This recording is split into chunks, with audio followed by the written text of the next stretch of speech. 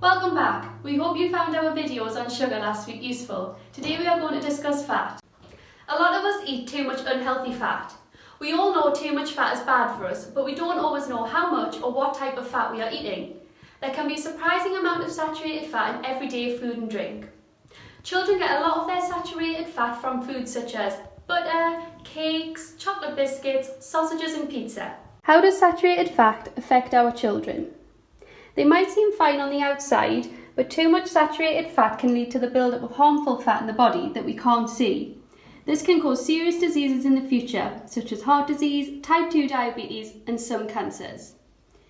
Eating too much fat, including saturated fat, can make us more likely to put on weight, because foods high in fat are also high in calories. Eating too much saturated fat can lead to high blood cholesterol. This can clog up our arteries and restrict the blood supply to our heart, which can cause heart attacks. Eating too much fat can also make us put on weight.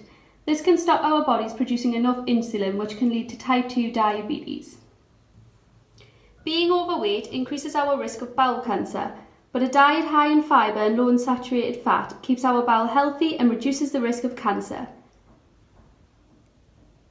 How much is too much? The maximum daily amounts of saturated fat for you and your family are 4 to 6 years old, 18 grams of saturated fat. 7 to 10 years old, 22 grams of saturated fat. 11 plus years old, 28 grams of saturated fat. Swaps and tips.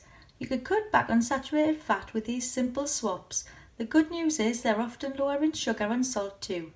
For a breakfast swap, swap croissant for tasty wholemeal bread. For a lunch swap sugary corner yogurts for a fat-free Greek-style yogurt. For a snack, swap a Victoria sponge cake for a Scotch pancake. And for dinner, swap sausages for lean steak mince with less than 5% fat. Join us next week where you can find out all about salt in your food.